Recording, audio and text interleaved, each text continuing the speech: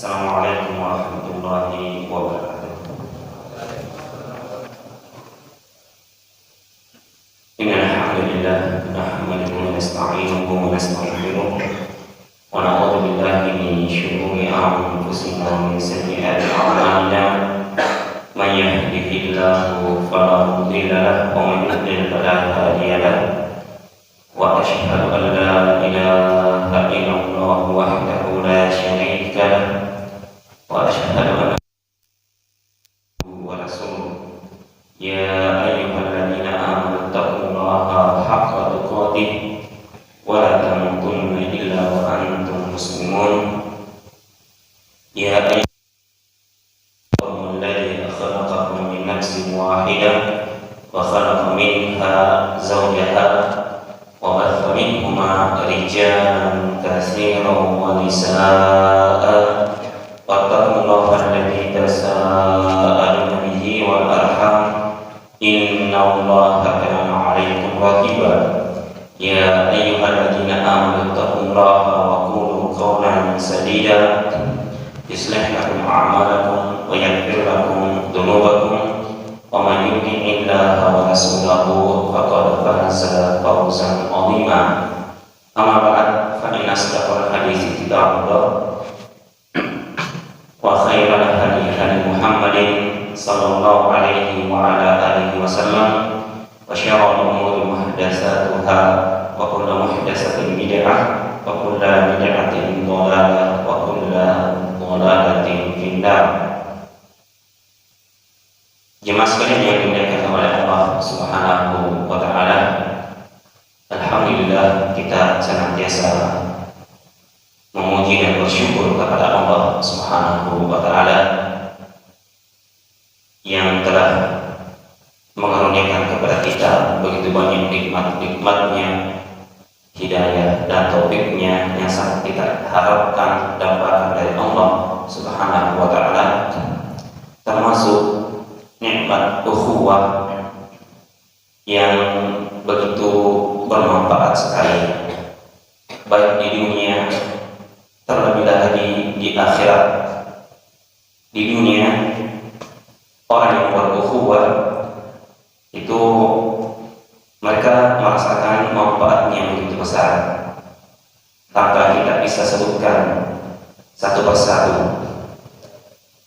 Terlebih lagi di akhirat,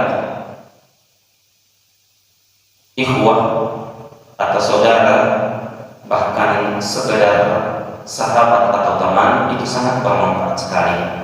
Berteman dengan orang-orang yang baik, orang-orang yang berakidah yang lurus, orang-orang yang manhajnya benar, ini sangat bermanfaat sekali. Hadis yang biasa kita sampaikan, ketika salah seorang penduduk neraka itu ditarik dari neraka kemudian dimasukkan ke dalam surga. Para penduduk neraka mengatakan, teman-teman yang disiksa di dalam neraka mengatakan, apakah dia punya seorang bapak yang mati syahid sehingga dia mendapatkan syafaat dari bapaknya dikeluarkan dari neraka? Malaikat mengatakan, la, tidak ada. Hal akhuhu syahid, apakah dia punya saudara yang mati syahid sehingga saudaranya tersebut memberikan syafaat kepadanya, diambil dari neraka dimasukkan ke dalam surga? Dikatakan lagi, la, tidak ada.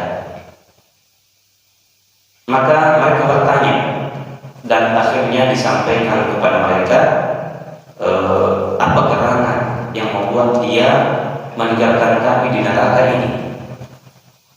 Maka dikatakan kepada mereka, syafa'ahu lahu sadiquhu aw kama qala, ada temannya di surga yang meminta kepada Allah, minta izin untuk bisa memberikan syafaat supaya dia dikeluarkan dari neraka dan dimasukkan ke dalam surga. Temannya dulu di dunia itu di surga, menjadi penduduk surga, dan dia mengatakan kepada Allah Subhanahu wa taala, Ya Rob, hai Rob, tidak sempurna kenikmatan yang aku rasakan di surga ini kalau tidak ada temanku itu juga di dalam surga. Jadi dia menanyakan temannya yang dia tidak lihat di dalam surga, dia tidak tahu ternyata dia di neraka. Maka dia katakan kepada Allah, ya Allah, ya Rob, lam tastakmil atau lam yastakmil, belum sempurna kenikmatan yang aku rasakan di surga ini tanpa kehadiran sahabatku atau temanku dulu di dunia itu. Maka dikatakan kepadanya bahwa dia di neraka. Maka dia mohon, dan akhirnya pun Allah memerintahkan untuk diambil dari neraka dan ditarik ke dalam surga.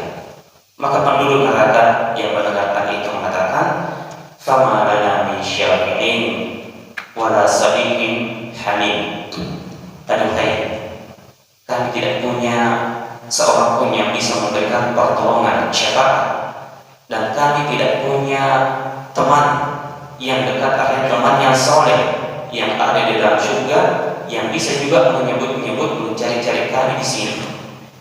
Maka para ikhwas sekalian, nikmat yang sangat besar yang hindari pertikaian, pertengkaran, nikmat yang sangat besar ketika Allah sudah mempersaudarakan kita di atas akidah yang lurus, di atas sunnah Rasulullah SAW, dan kita tidak tahu nasib kita ke depan, ya syurga atau neraka. Tentunya kita sangat berharap syurga, ya, tapi qadar Allah, maka ada teman-teman kita di dunia yang bisa saja mencari-cari kita dan menarik kita, memanggil kita untuk ke surga Allah Subhanahu wa Ta'ala. Jemaah sekalian yang dimuliakan oleh Allah Subhanahu wa Ta'ala, maka kami katakan tadi, kita perlu untuk banyak bersyukur, memuji Allah Subhanahu wa Ta'ala atas nikmat ini. Kita bisa berteman, bersahabat dengan orang-orang yang ingin berusaha semaksimal mungkin untuk taat, untuk mendekatkan diri kepada Allah Subhanahu wa Ta'ala. Kita tidak dibiarkan oleh Allah Subhanahu wa Ta'ala untuk banyak berteman dengan orang-orang yang buruk, ya, karena sahabat-sahabat yang buruk itu juga sangat mempengaruhi. Kata Rasulullah SAW bahwa seseorang itu sangat tergantung dengan agama saudaranya. Al-mar'u ala dini khalilihi, sangat tergantung dengan agama, akhlak daripada saudaranya. Falyanzur ahadukum man yukhwa. Maka telitilah kalian, perhatikanlah kalian kepada siapa kalian mau berteman, mau bersahabat, karena itu sangat mempengaruhi.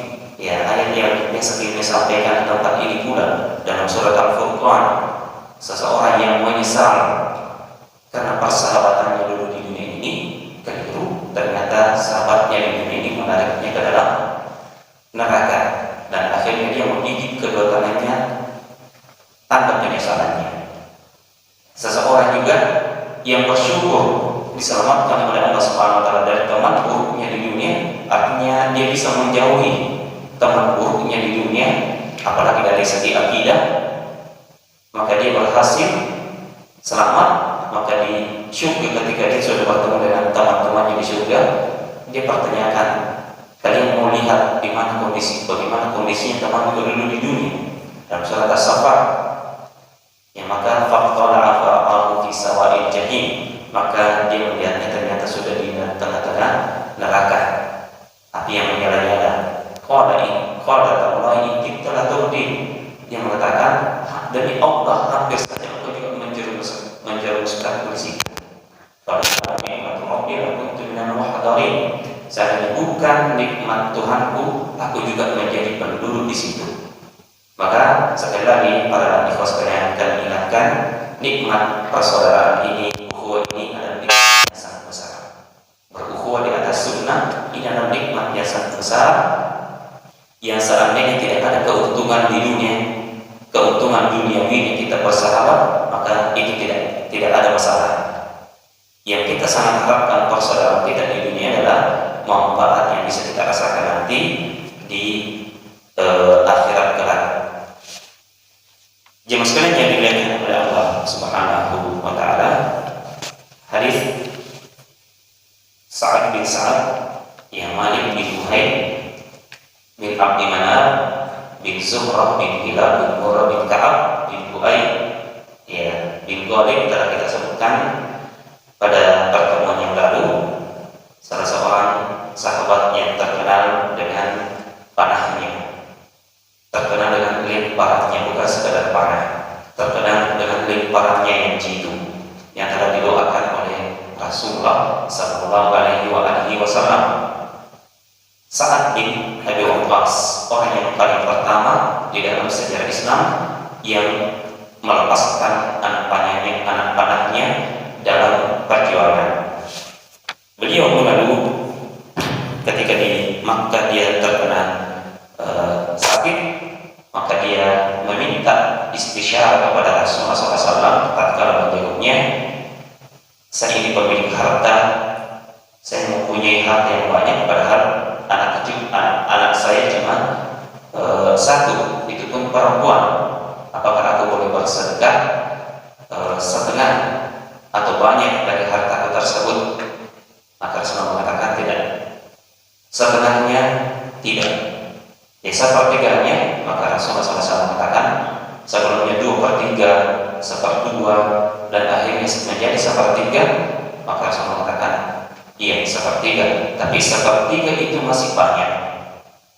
1/3 itu masih banyak. Ini kalau kondisi penyakit sudah sangat parah dan mungkin tidak terlalu diharap kesembuhannya, maka seseorang cuma bisa memberikan hartanya, menyedekahkan hartanya kepada selain keluarganya, itu 1/3, dan itu sudah sangat banyak. Abdullah bin Abbas radhiyallahu ta'ala anhuma itu menyatakan kalau bisa 1/4, karena Rasulullah mengatakan 1/3 itu masih banyak. Maka Abdullah bin Abbas mewasiatkan 1/4. Abu Bakar As-Siddiq radhiyallahu ta'ala anhu mengatakan 1/5, dan dia mewasiatkan tatkala menjadi khalifah untuk 1/5 saja, dengan dalil itulah yang diridhoi oleh Allah Subhanahu wa ta'ala. Ketika Umar mengatakan dalam surat Al-Anfal, wa'alamu anna ma ghanimtum min syai'in fa anna lillahi khumsahu wa lirrasuli wa lidhil qurba ila akhir ayat. Fa anna lillahi khumsahu, maka bagi Allah 1/5. Maka Abu Bakar mewasiatkan 1/5. Dan Syekh Shalih Al-Utsaimin rahimahullah menyebutkan bahwa banyak ulama-ulama fuqaha itu menyebutkan 1/5. Maka ini sudah batas yang sangat bagus bagi orang yang punya harta dan dia melihat penyakitnya ini sudah parah, maka dia cuma boleh mewasiatkan dari hartanya, menyedekahkan hartanya paling banyak 1/3, dan lebih baik 1/5 seperti yang disebutkan oleh Abu Bakar As-Siddiq radhiyallahu ta'ala anhu.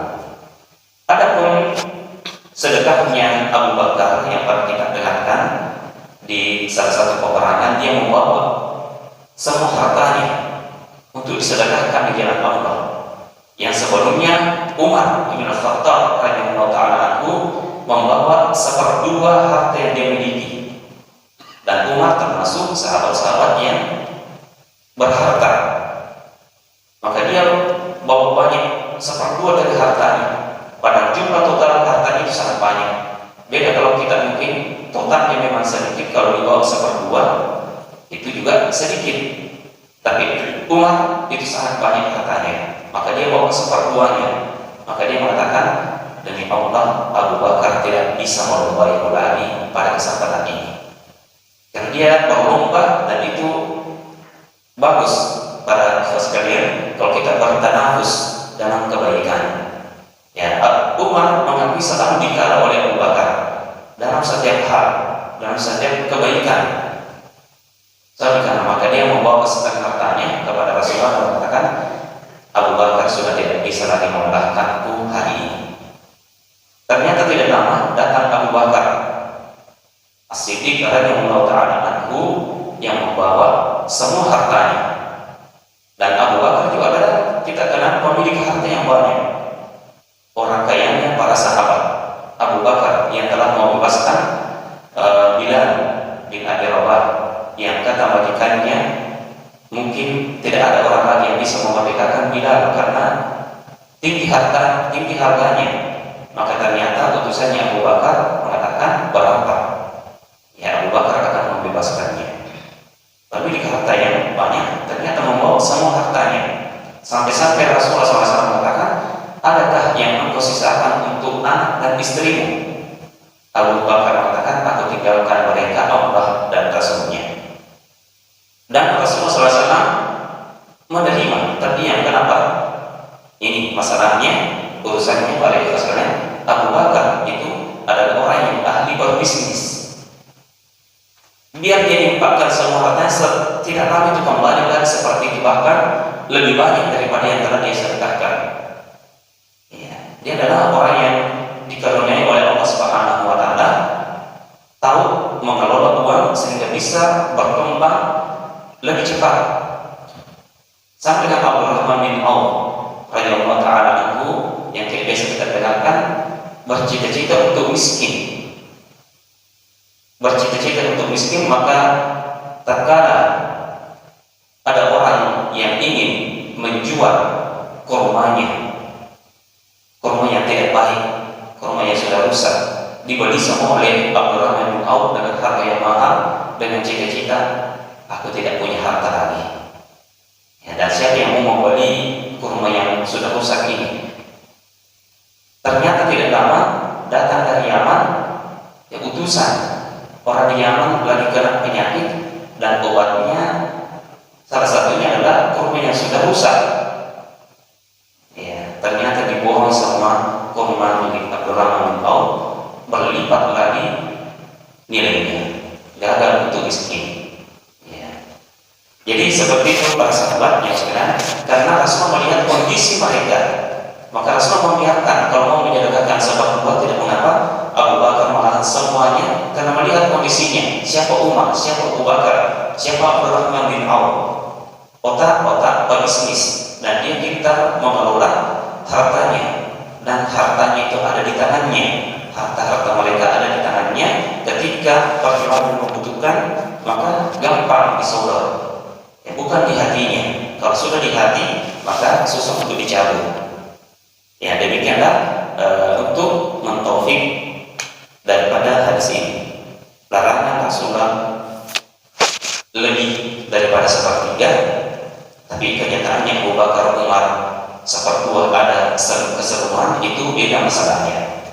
Sa'ad bin Abi Waqqas tadi sudah sakit parah, maka Rasulullah mengatakan, engkau meninggalkan ahli warismu dalam keadaan kaya, itu lebih baik daripada engkau meninggalkan ahli warismu dalam keadaan miskin. Yatakaffaruna nas, datang kepada manusia meminta-minta, mengepalkan tangannya. Ya, itu kata Rasulullah SAW kepada Sa'ad yang sudah sakit parah pada waktu itu. Dan ternyata saat yang menyangka dirinya sudah ditinggalkan di Makkah dan akan meninggal di Makkah, ternyata Rasulullah mengatakan, sepertinya tidak. Engkau akan berumur panjang, engkau akan memberikan manfaat yang besar kepada manusia lewat perjuangannya, futuhat yang banyak dilakukan oleh Sa'ad bin Abi Waqqas, dan banyak orang juga yang akan dibahayakan dengan umurmu. Artinya orang-orang kafir musuh Allah Subhanahu wa Ta'ala tidak akan selamat dengan kehidupan Sa'ad bin Abi Waqqas. Ternyata itulah yang terjadi. Ya, umur Sa'ad bin Abi Waqqas lumayan panjang dan anaknya bertambah dari satu tadi menjadi 29. Ya, 17 laki-laki, 12 perempuan. Ya. Dan satu istri ya, kita tidak tahu. Ya, tapi jarang para Arab yang kita dengarkan para sahabat memiliki satu istri. Ya, bahkan mereka dulu itu lebih dari 4 istrinya. Maka setelah turun ayat cuma sampai batas 4, maka diperintahkan kepada mereka untuk mentalak kalau lebih daripada 4. Baik, kita lanjutkan faidah yang disebutkan oleh Syekh Shalih Al-Utsaimin rahimahullah. Diambil faidah dari hadis-hadis ini, kita ringkas apa yang disebutkan oleh beliau bahwa di antara jalan Nabi kita Muhammad sallallahu alaihi wasallam, petunjuk Nabi kita Muhammad sallallahu alaihi wasallam adalah iyadatul mardha, mengunjungi orang sakit. Ya, mengunjungi orang sakit karena ini sangat besar manfaatnya. Sangat besar manfaatnya bagi orang yang mengunjungi, begitupun orang yang dikunjungi, yang dilihat. Dan itu dicontohkan oleh Rasulullah SAW ketika menjenguk Sa'ad bin Abi Waqqas pada saat beliau sakit parah. Baik. Kemudian yang sekalian yang beliau juga sebutkan di sini ketika kita menjenguk orang sakit, ini faedah dari hadis yang telah kita bacakan adalah mengingatkan kepada mereka tentang nikmat-nikmat Allah Subhanahu wa taala, terutama kesehatan. Supaya nanti setelah sehat dia bisa mengingat, ya, ternyata nikmat sehat itu sangat besar. As-sihhatu tajun ala ru'usil ashab. Kesehatan itu ibaratnya mahkota di atas kepalanya orang-orang yang lagi sehat. La yaraha illa al-marda, dan tidak ada yang bisa melihat mahkota tersebut. Begitupun orang yang sehat itu tidak bisa melihat mahkota di kepalanya kecuali orang-orang yang sakit. Ya, nikmatnya daripada kesehatan tersebut, maka diingatkan nikmat-nikmat Allah Subhanahu wa taala. Kemudian juga diingatkan untuk bersyukur kepada Allah Subhanahu wa taala. Dan kalau dilihat sakitnya sudah agak parah, ya sudah agak parah, maka diingatkan untuk bertaubat kepada Allah Subhanahu wa taala, tapi dengan cara yang baik. Ya, dengan cara yang baik. Jangan kita dengan bahasa kita sendiri, dengan cara-cara yang baik untuk istighfar, bertaubat. Ya, kapan kita langsung mengingatkan untuk taubat ini, maka dia mungkin akan menyangka, ya, mungkin dia sudah lihat dari dokter, tanya-tanya dari dokter bahwa sakit ini parah, tidak lama lagi, ya, itu tambah menambah sakitnya.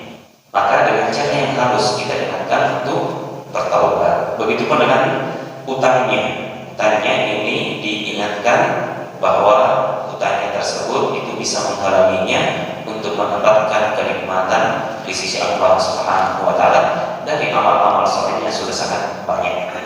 Yang diingatkan tentang nikmat, tentang bersyukur, untuk bertaubat, dan yang utama juga adalah untuk utang yang dia masih terbebani dengannya. Kemudian yang sekalian, disunahkan juga untuk mendoakannya. Allahumma rabban nas adhibil ba'sa washfi anta syafi la shifaa illa shifaa la yughadiru saqama. Kita doakan as'alullahal azim rabbal arsyil azim ay yashfiyak. Kita bacakan doa-doa tersebut atau bacakan Al-Quran. Kalau kita lihat mau untuk dibacakan Al-Quran, senang untuk dibacakan Al-Quran, maka kita bacakan. Jangan tunggu untuk diminta. Jangan tunggu saudara kita yang sakit tersebut untuk minta dibacakan Al-Quran, karena itu bisa saja keluar dari 70.000 golongan yang masuk surga tanpa hisab, tanpa adab. Bisa saja keluar dari itu. Ya, kata Syekh Shalih Al-Utsaimin, kalau kita lihat dia suka untuk dibacakan Al-Quran, langsung saja kita bacakan Al-Fatihah misalnya. Ya, setidaknya Al-Fatihah 1 kali, 3 kali, 5 atau 7 kali. Ya, sebagaimana hadis kepala suku yang tersengat oleh Al-Aqrab, Al-Jami atau ular, maka dia diruqyah oleh para sahabat dengan cukup Al-Fatihah, ternyata sembuh. Maka jangan kita remehkan tatkala kita cuma membacakan Al-Fatihah saja. Bacakan Al-Fatihah dekat ubun-ubunnya, kemudian kita tiupkan. Maka ini sangat bermanfaat sekali kepada orang yang sakit. Kata beliau juga, yang sekalian, kita bisa lihat juga dari raut mata atau muka daripada orang yang sakit. Kalau dia senang untuk kita tinggal duduk lama-lama, orang tertentu, maka kita duduk lama-lama di situ, karena dia mungkin terhibur dengan kehadiran kita. Idkhalus surur, memasukkan rasa bahagia, gembira kepada saudara kita, ini bisa membantu untuk mempercepat kesembuhannya. Maka kita duduk lama-lama, ya, kita duduk lama-lama di situ, bercerita dengannya, cerita yang berguna tentunya, yang bermanfaat. Kita bacakan doa. Ada pun mungkin kalau kita rawat lukanya dia tidak senang kalau kita tinggal lama-lama di situ, ya ada juga seperti itu. Dia mungkin lebih mengharapkan kalau keluarganya banyak duduk di dekatnya, apakah istrinya, anak-anaknya, atau orang tuanya. Dia lebih senang kalau keluarganya. Maka kita cukup datang saja menjenguknya, membacakan doa, ya menanyakan bagaimana kabarnya, kemudian kita pergi. Maka kita lihat kondisinya. Siapa dia tahu dia tidak senang kalau kita duduk lama-lama di situ, maka jangan tinggal lama-lama. Itu menambah, bisa saja menambah sakitnya. Dia sudah mengharapkan ada istrinya datang di dekatnya, anaknya atau orang tuanya, ya padahal kita yang lagi duduk di situ lama-lama. Maka lihat kondisi. Kalau raut mukanya di sana, kalau kita di situ, maka kita lama-lama. Ya kalau dia tidak terlalu mengharapkan kita lama-lama di situ, maka kita segera meninggalkannya setelah mengucapkan doa atau menanyakan bagaimana kabarnya. Baik. Ini tadi yang kita sebutkan juga. Maka kalau dia senang untuk dibacakan Al-Quran, maka kita bacakan Al-Quran. Jangan tunggu dia memintanya, karena Rasulullah SAW mengatakan, Ra'aitu mana ummati sab'ina alfan yadkhuluna al-jannah bighairi hisab wa la adab, wa qala humul ladzina la yastarqun wa la yaktawun wa la yatatayyarun wa ala rabbihim yatawakkalun. Ya, aku melihat, kata Nabi SAW, umatku bersama dengan umatku, banyak hadisnya kita bahas di kajian akidah ini. Umatnya Nabi Musa banyak, ternyata umatnya Rasulullah lebih banyak lagi. Di antara umatnya Rasulullah yang sangat banyak itu ada 70.000 umat yang akan masuk surga nanti tanpa hisab, tanpa adab. Ternyata ditanya, mereka adalah orang-orang yang tidak minta untuk diruqyah, tidak minta untuk diobati dengan cara al-kai. Al-kai itu ambil besi panas, dipanaskan, kemudian ditimpelkan di lukanya. Itu obat terakhir. Dan mungkin jarang kita di sini yang memakai obat seperti itu. Dan memang itu sudah langkah terakhir.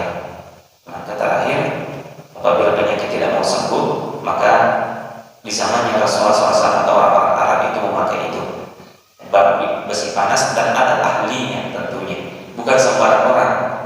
Ya, yang sampai sembarang orang yang ambil besi, kita panasi, langsung kita tempel.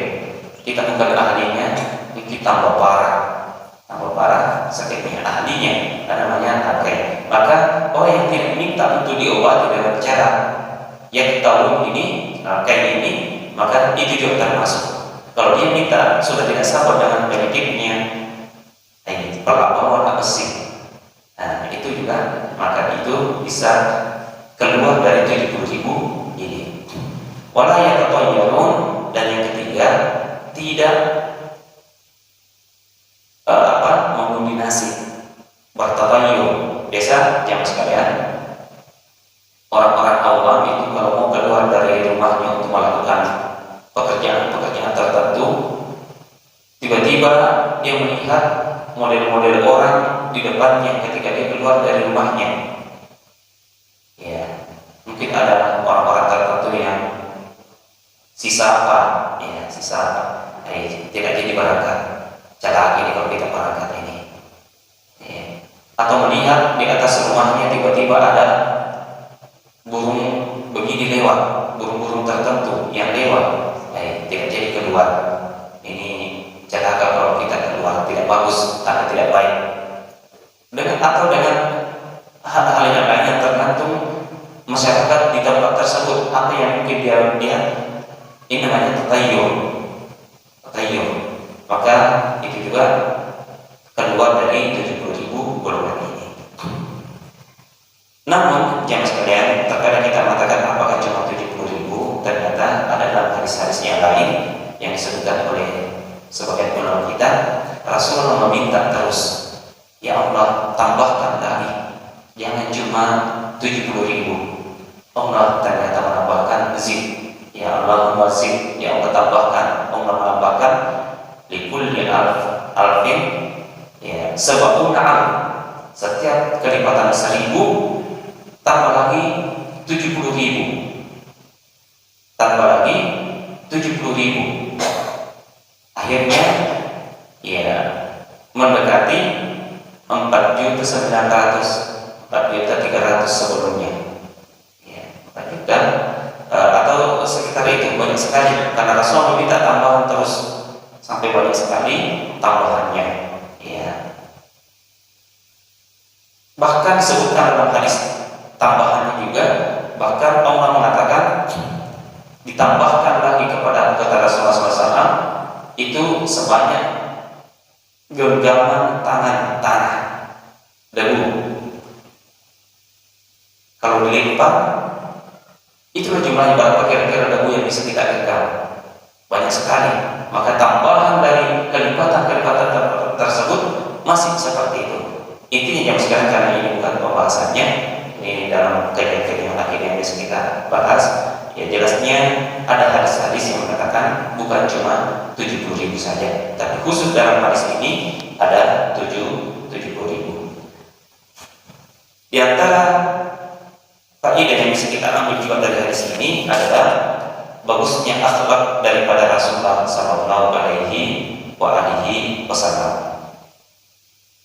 Rasulullah SAW adalah manusia yang paling bagus akhlaknya. Ini dari faedah-faedah hadis yang kita bacakan.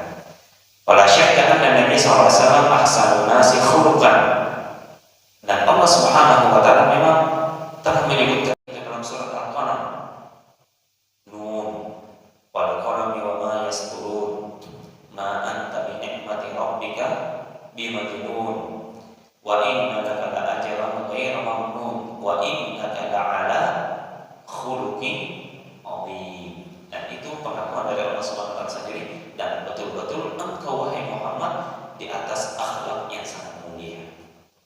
Walihada kana ya'udu ashabuhu wa yazuruhum wa yusallimu alaihim. Maka Rasulullah SAW itu terkadang menjenguk para sahabatnya, berziarah ke rumah, ke tempat mereka, mengucapkan salam kepada mereka. Bahkan kepada anak-anak pun Rasulullah SAW membiarkan itu mengucapkan salam, salawatullahi wassalamuhu alaihi. Kemudian di antara faedah yang bisa kita ambil juga dari sini, annahu yanbaghi lil insani musyawaratu ahli al-'ilm, li'anna Sa'ad bin Abi Waqqas radhiyallahu anhu istasyara Nabi sallallahu alaihi wasallam hina ma arada ay yatasaddaqa bi syai'in min malihi, faqala ya Rasulullah inni dhu malin katsir wa la yarithuni illa ibnatun li afa atasaddaqu bi sulusi mali, qala la, ila akhir hadis. Di antara faedah juga bahwa kita sebagai manusia, sesama manusia, ketika ada urusan-urusan tertentu, maka kita dianjurkan untuk meminta pendapat kepada ahlul ilm. Kalau dalam persoalan agama, maka kita minta pendapat dari ahlul ilm, sebagaimana yang dilakukan oleh Sa'ad bin Abi Waqqas kepada Rasulullah ketika menjenguknya. Maka beliau mempertanyakan, saya ini punya harta dan anakku cuma satu, itu pun perempuan, apakah aku boleh bersedekah 2/3 dari hartaku? Maka Rasulullah mengatakan tidak. 1/2, Rasulullah mengatakan tidak. Bagaimana kalau 1/3? Maka Rasulullah mengatakan 1/3, iya, tapi itu masih banyak. Itu masih banyak. Maka ini kita meminta istisyarah namanya. Istisyarah kepada ahlul ilm atau orang yang bagus pandangannya untuk urusan-urusan yang baik, terutama untuk urusan agama. Ya, ada urusan-urusan dunia, maka serahkan kepada orang yang ahli untuk urusan dunia. Mau bangun rumah, tentunya jangan bertanya kepada ustaz yang dia tidak tahu. Ya. Urusan rumah tanya kepada tukang bangunan, ya, tukang kayu atau tukang batu. Ini kata beliau, idza aradta an tashtariya baitan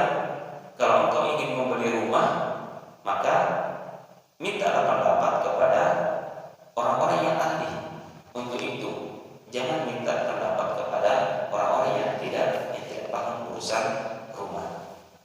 Kata beliau, kalau Anda mau beli mobil, maka minta pendapatnya orang-orang yang tahu kondisi mobil, tahun berapa, masih bagus atau tidak, maka minta pendapatnya. Adapun orang-orang tertentu kayak mungkin ahlul ilm, dia tidak tahu urusan-urusan begitu. Maka tapi kalau untuk urusan agama, maka minta pendapat kepada ahlul ilm. Makanya Rasulullah SAW mengatakan atau dikatakan, ma khaba man istakhara wa la nadima man istasyara. Tidak ada salahnya, tidak ada buruknya orang yang selalu beristikharah. Mau melakukan pekerjaan tertentu, beralih profesi, dia istikharah kepada Allah Subhanahu wa Ta'ala. Mau menikah, dia istikharah kepada Allah Subhanahu wa Ta'ala. Mau melakukan pekerjaan tertentu, dia istikharah kepada Allah Subhanahu wa Ta'ala. Maka ini tidak ada salahnya, bahkan inilah yang sangat baik. Dan tidak ada penyesalan orang yang selalu meminta pendapat. Jangan andalkan dengan pendapat kita sendiri. Terkadang kita takabur dengan pendapat kita. Ya, merasa kita pintar begini dan begitu. Tidak ada salahnya, tetap mungkin pendapat kita yang akan kita kerjakan, tapi tidak ada salahnya kita minta pertimbangan juga. Minta pertimbangan, mungkin akan berubah dan kita akan lihat ternyata itu yang lebih bagus. Kalau kita yang sekalian melihat Rasulullah SAW, dia adalah orang yang memiliki segala-galanya. Wahyu dari Allah Subhanahu wa Ta'ala kepadanya. Tapi dalam urusan-urusan tertentu, beliau tetap bermusyawarah dengan sahabatnya, tetap bermusyawarah dengan sahabatnya dalam urusan ini. Bahkan dalam urusan perang Uhud, Rasulullah bermusyawarah dengan sahabatnya.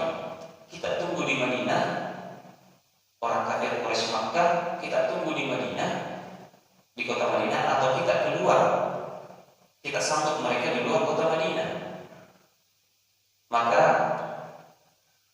sebagian besar atau banyak berpendapat kita tunggu mereka di luar kota Madinah. Padahal Rasulullah melihat kita tunggu di kota saja, di Madinah saja, dengan strategi yang sudah diatur. Tapi banyak melihat kita tunggu di luar. Maka Rasulullah masuk ke rumahnya. Maka di luar para sahabat mengatakan, ada apa dengan kalian ini? Rasulullah mengatakan begini, kalian mengatakan begitu. Maka mereka semuanya menyesali, mempertahankan pendapatnya di hadapan Rasulullah SAW. Ternyata Rasulullah masuk memakai pakaian perangnya, baju besinya. Maka setelah keluar, para sahabat mengatakan, ya Rasulullah, kami mengikuti, intinya kami mengikuti pendapatmu. Apa yang engkau lihat baik, itu yang kami ikuti.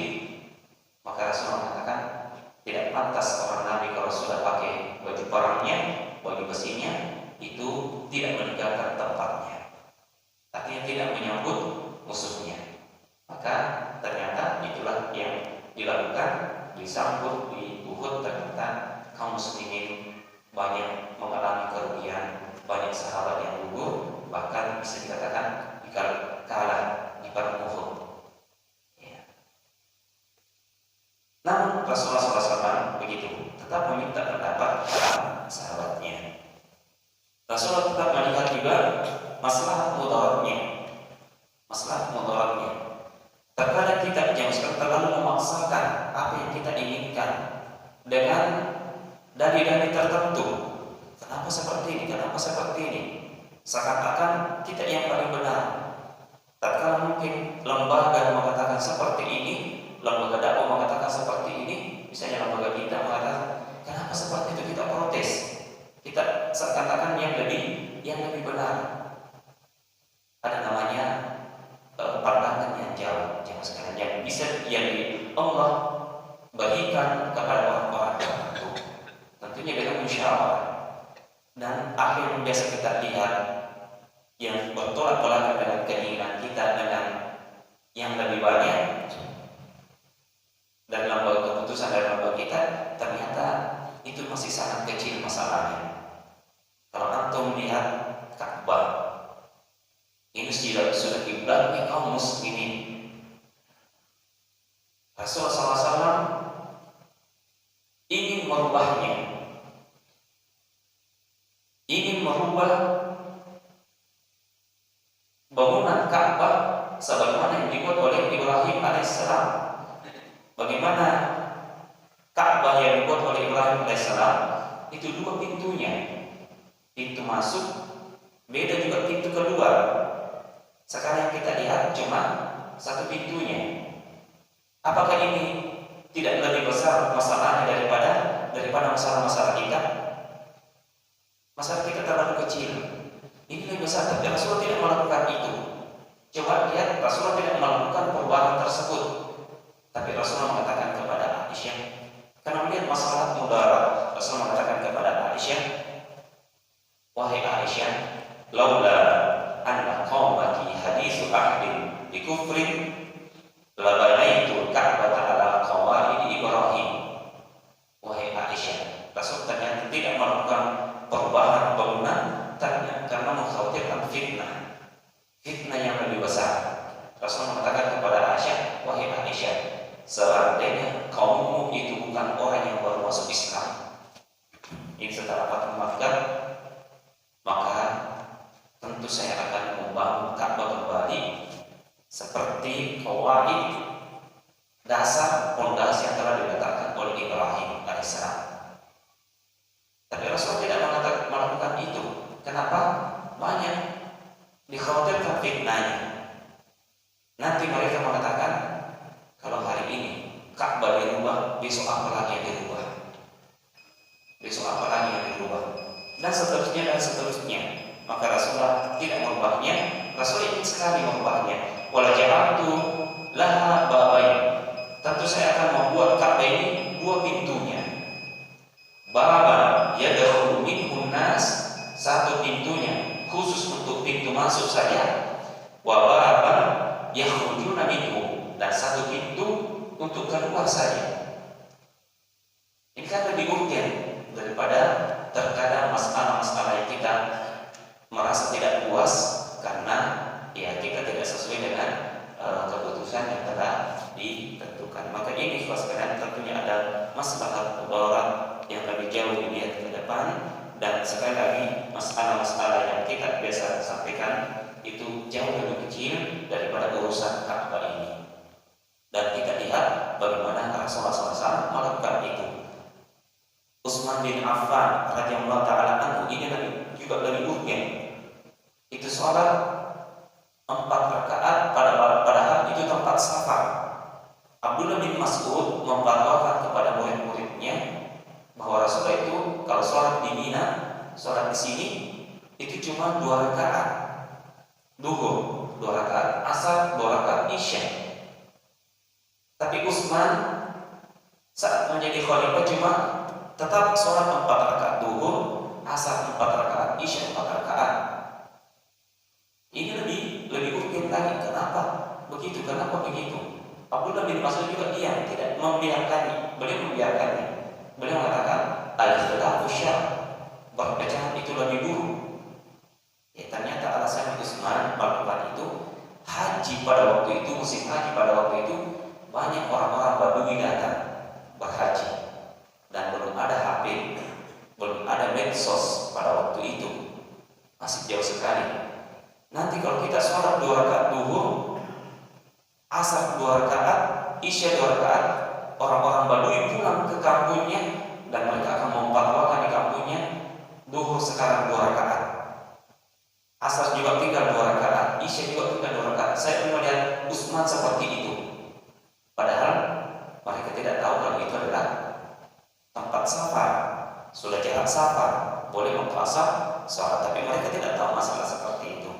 Maka ini sekali lagi para ikhwan fillah, a'azzallahu wa iyyakum yang kami cintai, maka dalam masalah-masalah tidak ada salahnya kita meminta pendapat, meminta pandangan, bermusyawarah untuk hal-hal yang akan kita kerjakan.